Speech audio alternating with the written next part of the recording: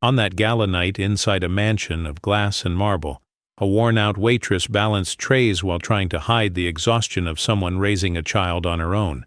The owner of the property, arrogant and far too sure of his own power, humiliated her in front of everyone. But nothing could have prepared him for the moment a small boy ran across the ballroom and wrapped his arms around that woman's waist, revealing a connection that would shatter everything he thought he knew. Stay with me. This story shows how truth finds its way even inside the most luxurious places. The Hale mansion looked like it had been ripped straight out of an architecture magazine, sitting in one of the wealthiest areas of Greenwich, Connecticut. The property stretched across acres of flawless gardens where Italian marble fountains poured crystal water under the golden light of sunset. Inside, crystal chandeliers hung from the ceiling like constellations frozen in time, reflecting light across polished marble floors that mirrored every movement. It was charity gala night. Businessmen in tailored suits, politicians with calculated smiles, and heiresses wearing jewelry worth more than entire houses drifted through the wide halls with glasses of French champagne in hand. Their conversations swirled around investments, trips to private islands, and donations that polished reputations far more than they helped anyone. Emily Torres moved among them like a ghost. Perfect black uniform, hair pinned in a tight bun, tray balanced with surgical precision. She'd worked dozens of events like this, but she never got used to the weight of the looks. The ones that passed right through her as if she were part of the furniture, and the ones that judged her with thinly veiled disdain. Every step was calculated. She couldn't stumble, couldn't spill, couldn't fail. Tonight's money meant rent, Evan's daycare tuition, food on the table, and maybe, just maybe, a Sunday off to take him to the park. The supervisor, a thin man with a pencil mustache and a permanently irritated expression, walked by with a sharp glance. "Torres, table 7 needs more champagne. And smile, for God's sake. You're serving millionaires, not working a funeral." Emily swallowed the retort, burning in her throat. She smiled, a smile that never reached her eyes, but kept her employed. She headed toward table 7, where a group of middle-aged women chatted about the latest collection of a French designer whose name Emily could barely pronounce. In the center of the ballroom, Richard Hale commanded the night like a conductor. Tall, broad-shouldered, gray hair slicked back, he had the kind of presence that quieted rooms. A real estate billionaire, Richard had built an empire buying, demolishing, and rebuilding entire neighborhoods. His fortune came from turning communities into luxury condos, done with the cold efficiency of someone who never had to worry about where his next meal was coming from. He laughed loudly, clapped senators on the back, made jokes that drew forced laughter. But his cold blue eyes never lost control. Everything at the party had to be perfect. It was a showcase of his success, and any flaw would be seen as weakness. Emily walked past him carrying a tray full of empty glasses. The room was too warm, the air thick with expensive perfume and the endless murmur of conversations that meant nothing. Her legs felt heavy, her back throbbed.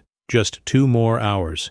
2 hours, and she could go home, hug Evan, hear about the drawing he'd made at school. And then it happened. One of the guests, a heavy-set man in a gray suit, turned abruptly to greet someone. His elbows slammed right into Emily's tray. The glasses slid, one crashing to the floor with a sharp shatter of breaking crystal that sliced through the noise of the ballroom like a blade. Silence hit instantly. Every gaze turned toward her. Emily's face burned. She knelt quickly to pick up the pieces, her hands shaking. "Sorry, she began, but her voice died in her throat. Richard Hale turned. His blue eyes locked onto her with an intensity that felt like physical weight. He crossed the ballroom with slow, deliberate steps. The mood shifted. Conversations died. Everyone knew something was about to happen. And Emily, kneeling on the floor with shards of glass in her hands, realized the night was only beginning. Richard Hale stopped in front of Emily. The silence in the ballroom was so thick she could hear her own heartbeat slamming against her ribs. He looked at the broken crystal scattered across the marble floor, then at her, still kneeling and trying to gather the pieces with trembling fingers. "Do you have any idea how much each of those glasses cost?" His voice was low, controlled, but dripping with contempt. "They're baccarat crystal. Each one costs more than you probably make in a week." Emily felt her face burn hotter. She kept her eyes on the floor. One shard cut the tip of her index finger, a thin line of blood trailing down, but she didn't move. "I'm sorry, sir, it was an accident. The gentleman bumped into my tray and—" "Of course it was an accident," Richard interrupted, waving a hand like he was shooing away a fly. "People like you always have excuses. It's always someone else's fault, never taking responsibility." The guests around them watched with that mix of embarrassment and morbid curiosity. Some looked away, pretending to scroll on their phones. Others stared openly, like they were watching a car crash they couldn't turn away from. One of the women at table 7 whispered something to her friend, and both laughed quietly. Emily caught only fragments. "People like that shouldn't even hire them." The supervisor rushed to Richard's side, practically bowing. "Mr. Hale, I'm terribly sorry. I'll take care of this immediately. Torres, get up and go to the kitchen. You're dismissed." "Dismissed?" Richard raised a brow. "No, she will finish her shift. I want her to understand the value of good work." He turned to Emily, who finally lifted her gaze. "Do you have children?" The question blindsided her. Emily hesitated, then nodded. "I have a son. He's 6. "Then you should be setting the right example," Richard said, crossing his arms. "Children learn from their parents. If you're sloppy and careless, what do you think your son is going to become?" Something inside Emily snapped. It wasn't the cut on her finger. It wasn't the exhaustion. It was the raw injustice of that moment. She worked 2 jobs, slept 5 hours a night, juggled everything to make sure Evan had food, clean clothes, and a shot at a better future. And this man surrounded by luxury he never had to fight for, called her careless. "With all due respect, sir," she said, her voice steadier than she expected, "I'm not careless. I'm a mother who works hard to support my son, and I'm here doing my job the best I can." The room felt like it sucked the air out of itself. No one talked back to Richard Hale. No one. His eyes narrowed. For a moment, Emily thought he'd explode. Instead, he smiled. A cold, humorless smile. "Brave, or just reckless."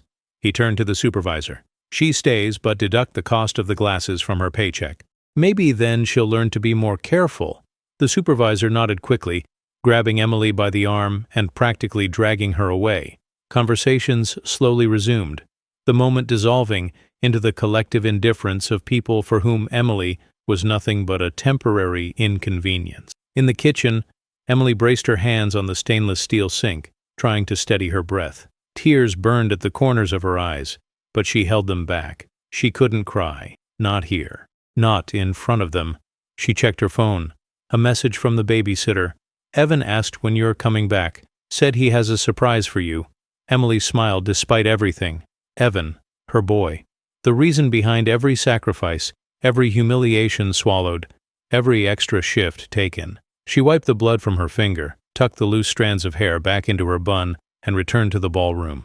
An hour and a half left. An hour and a half until she could leave, hug her son, and forget men like Richard Hale existed. But destiny had other plans, because right at that moment, outside the mansion, a taxi was stopping at the entrance, and 6-year-old Evan Torres was jumping out, running toward the side door, looking for his mom. The ballroom was settling back into its normal rhythm when the side door burst open with a dull thud. A security guard tried to block the entrance, but it was too late.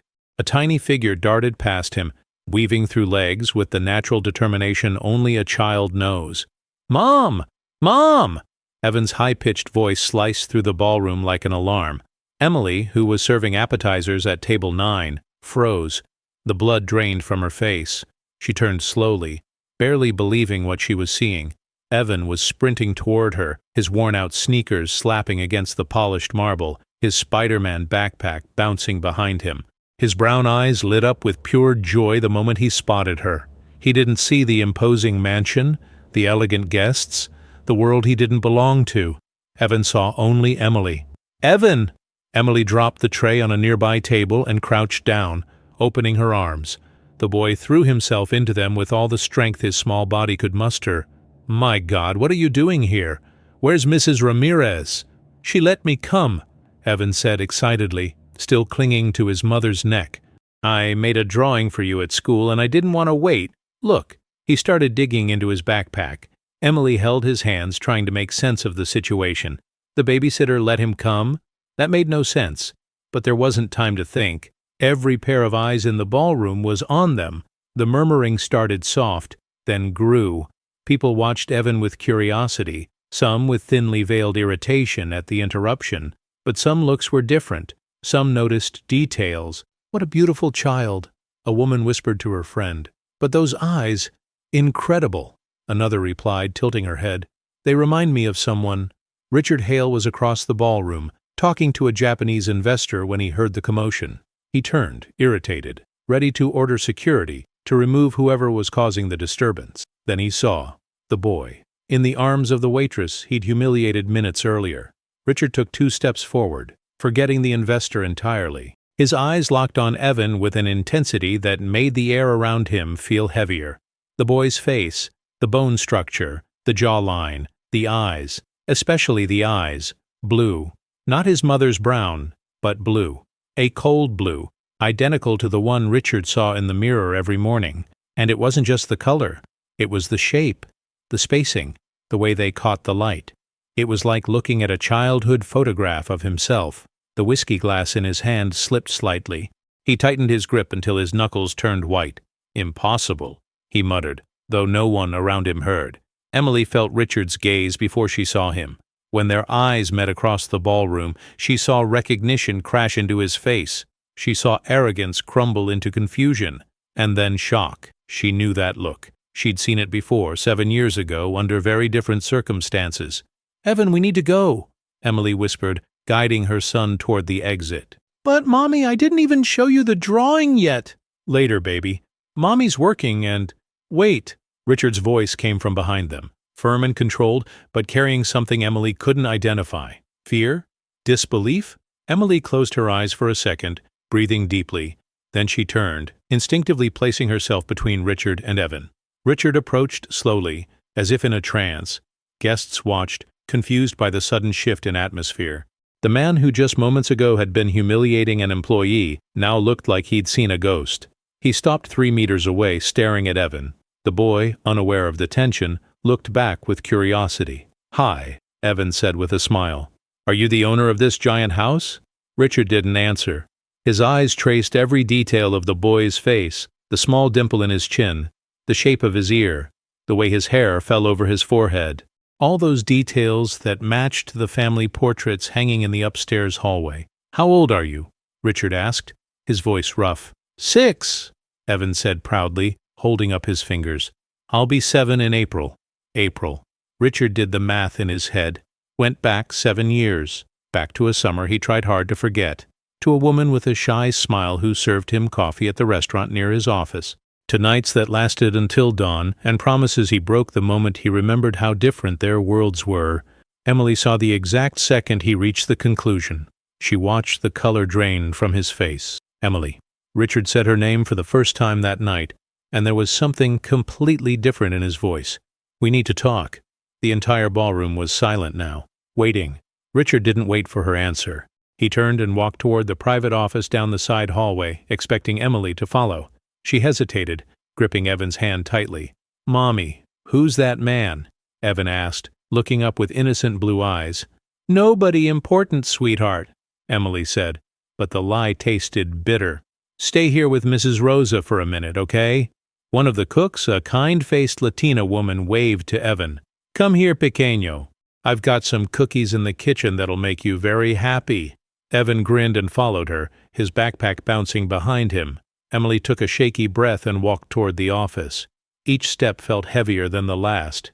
Guests kept watching, whispering, inventing theories and gossip that would be repeated for weeks. Richard's office was just like the rest of the mansion. Imposing, luxurious, cold. Mahogany shelves lined with books that had probably never been read. A massive dark wood desk, expensive paintings on the walls, a wide window overlooking the lit gardens. Richard stood with his back to her, hands in his pockets, staring outside. He didn't turn when Emily entered and closed the door behind her. Silence stretched for long, suffocating seconds. 7 years, Richard finally said, voice low. "Why didn't you ever come to me?" Emily felt anger rise like lava. "Come to you?" She crossed her arms. "I did come to you, Richard." 3 times. He turned sharply. "That's a lie. I never got anything from you. Because your secretary blocked me every single time." Emily stepped forward, keeping her voice steady. "The first time? 2 weeks after you vanished. She said you were in important meetings. The second, a month later, when I found out I was pregnant, she said you'd given strict orders not to be disturbed. The third time, when Evan was 2 months old and I was desperate, she looked me straight in the eye and said, "Men like you don't have time for complicated situations from women like me." Richard closed his eyes. He vaguely remembered giving those instructions, right after the breakup, when he wanted to cut all ties, return to the safe, predictable world of his social class. Emily had been a distraction, a mistake. At least that's what he told himself. "I didn't know about the baby," he said, but even to his own ears, the words sounded hollow. "You didn't want to know?" Emily corrected. "There's a difference. You had my number. You knew where I worked. You could have found me any time. But you didn't, because I wasn't convenient, because I didn't come from the right world, didn't have the right last name, wasn't the kind of woman you'd introduce to your friends at the club." Each word was an accusation, but also the truth. Richard sank into the leather chair behind his desk. "I had plans," he began, but the excuse died in his mouth. The company was expanding. My father was still alive, and I couldn't disappoint him with what? Emily cut in, her voice sharp. With a poor waitress? With a child out of wedlock? With something that might stain the Perfect Hale reputation? Richard didn't answer, because she was right. 7 years ago, Emily worked at the little Italian restaurant near his office. Long black hair, shy smile, eyes that lit up when she laughed. Richard started going there every day, first for the coffee, then for the conversations. She was different from the women in his world, genuine, real, someone who dreamed of going back to school, studying nursing, building a better life. Their romance was intense and brief. 3 months of secret meetings, hotel rooms, whispered promises he never planned on keeping. When his father found out, the scolding was brutal. "You're a Hale. You don't mix with people like that." And Richard obeyed. He ended things over text, blocked her number, went back to the only world he'd ever known. "Evan didn't deserve to grow up without a father," Emily said, her voice now more tired than angry. "But he did, and we survived. I built a life for him without your help, without your money, without anything from you. He has my eyes," Richard murmured, almost to himself. "He has more than that. He has your stubbornness, your determination." Emily let out a bitter smile. "But unlike you, he has kindness. He has empathy, because I made sure to teach him that a person's worth isn't measured by the size of the house they live in." Richard lifted his gaze to her, and for the first time that night, he saw her, not the waitress, not the employee he'd just humiliated, but Emily, the woman he'd loved selfishly, abandoned cowardly, the woman who'd raised a child alone while he built empires on land bought with other people's pain. "What do you want from me?" he asked, defeat heavy in his voice. Emily wrapped her hand around the doorknob. "Nothing, Richard. I don't want a single thing from you. I've already learned that people like you only give when it's convenient, and Evan deserves more than convenience." She opened the door and walked out, leaving Richard alone in the silent office, surrounded by luxury that suddenly felt hollow and meaningless. Emily made her way back to the kitchen, though the night was ruined beyond repair for her. She found Evan sitting on the counter, swinging his legs while eating chocolate cookies Rosa had warmed up. His face was covered in crumbs, and he wore the biggest smile. "Mommy!" "These cookies are the best in the whole world," he said, jumping off the counter and running to her. "Mrs. Rosa said I can take some home." Emily hugged her son tight, breathing in the smell of the cheap strawberry shampoo she used on him. That smell was home. It was truth. It was everything that mattered. "Let's go, my love. Mommy's done working for today." The supervisor appeared at the kitchen door, his face red with barely contained anger. "Torres, you can't just leave. There's still 45 minutes left and she can go." Richard's voice came from the hallway. He was standing at the kitchen entrance, his shoulders slumped in a way Emily had never seen before. The arrogant man who ruled the ballroom was gone. In his place stood someone who looked lost. The supervisor turned, confused. "Mr. Hale, but she hasn't finished her shift, and pay her for the full shift, and remove the glassware deduction." Richard didn't take his eyes off Emily. "Actually, double her pay for tonight." "Sir, you heard me." The supervisor walked off, grumbling under his breath. Rosa quietly took Evan's hand. "Come on, pequeño. I'll show you the garden outside. There's a pond with golden fish." "Golden fish? Cool." Evan hopped away with her, leaving Richard and Emily alone. Richard took a step forward, then stopped, like he didn't know what to do with his own hands. Emily, He swallowed hard. I messed everything up. 7 years ago, I messed everything up. Yeah, you did, she agreed without sugarcoating it. Let me fix it now. Let me do this right. Let me meet my son. Let me help you too. Help? Emily let out a short, bitter laugh. Richard, you don't get it. This isn't about money. It never was about money. Then what is it about? It's about the way you looked at me like trash tonight. Her voice trembled. It's about you humiliating me in front of all those people without even knowing the woman you are tearing apart is the mother of your child. But you know what's worse? You would have done the same thing even if you did know. Because to you, people like me don't matter. That's not true. It's not? Emily crossed her arms. Then tell me, Richard, in these 7 years, how many times did you think about me? How many times did you wonder if I was okay? If I got into that nursing program I wanted so badly? If I was even still alive? His silence was answer enough. I did think about you, he finally admitted, his voice weak. At first I did, but it was easier not to. Easier to pretend you'd just been a phase.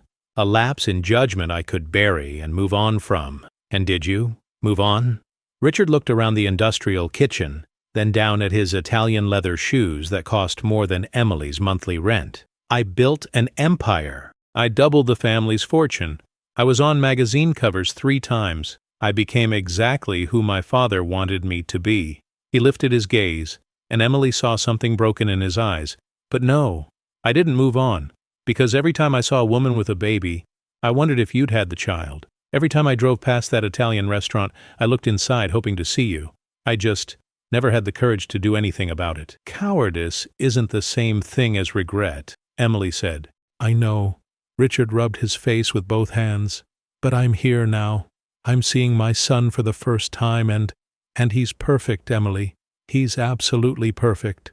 And I lost 6 years of his life because I was too much of a coward to stand up to my father, my friends, my own stupid pride. Tears glistened in the corners of his eyes. Emily had never seen Richard Hale cry. Not in the 3 months they were together. Not when he ended things over text. What do you want me to do, Richard? You want me to say everything's fine? That you can just show up in our lives now? Be father of the year and make up for everything with money and gifts? No, he said, shaking his head. I want you to give me a chance to prove I can be better.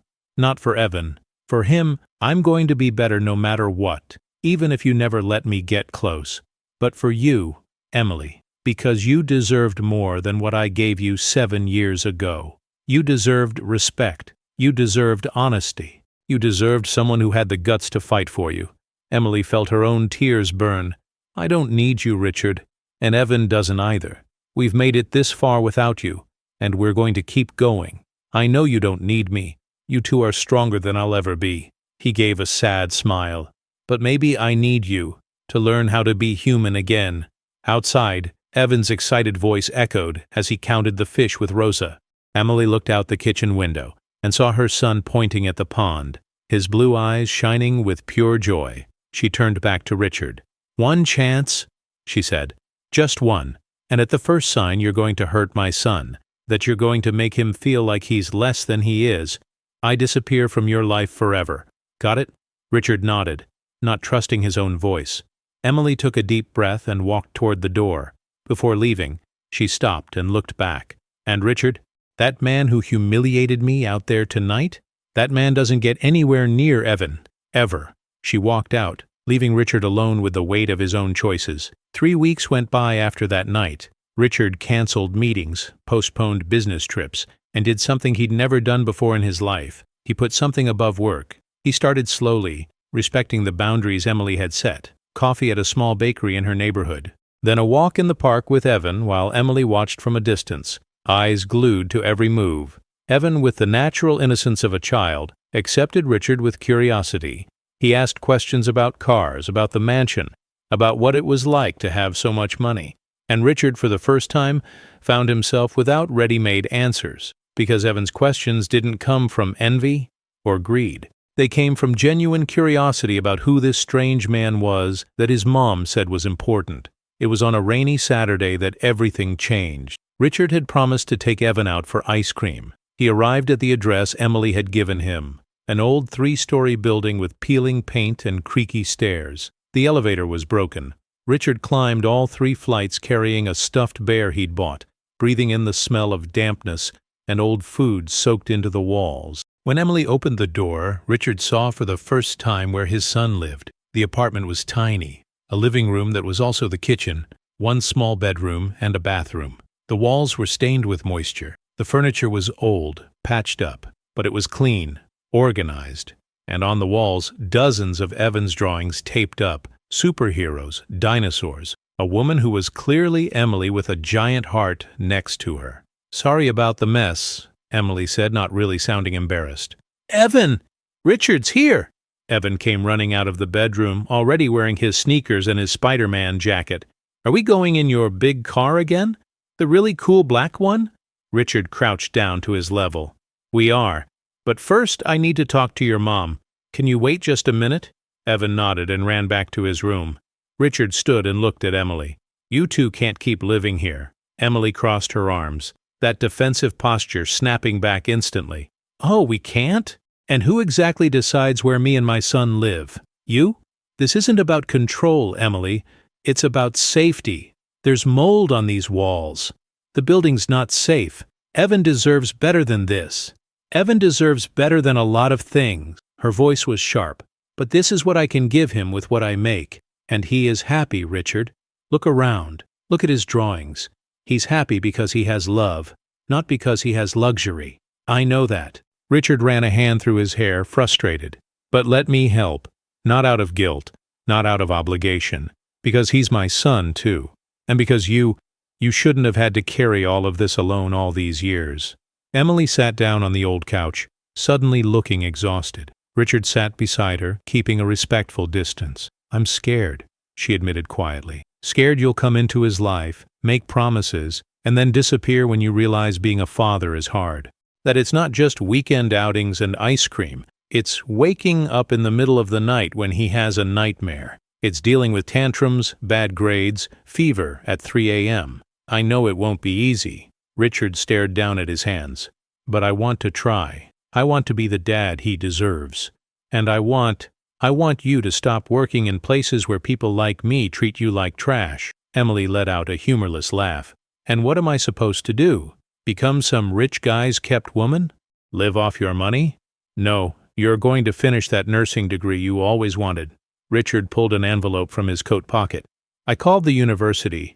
Your high school records are still in the system. You can enroll next semester. And while you study, I'll cover the expenses, not as charity.